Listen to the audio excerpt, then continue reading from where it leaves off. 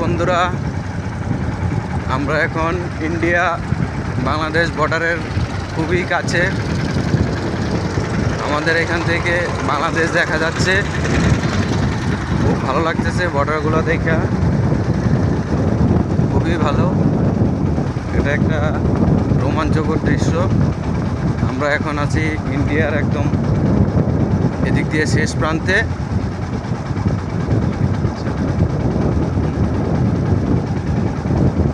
দেখো বাংলাদেশ বর্ডার, শীতলকুচি এলাকা। আমরা দুজন আসছি। আমরা দুই ভাই, দাদা ভাই। এই যে পাশেই বাংলাদেশ বর্ডার। এই যে আমাদের বাইক চলছে। এই যে ক্যামেরাতে যে জমিটা দেখা যাচ্ছে সেটা বাংলাদেশের জমি,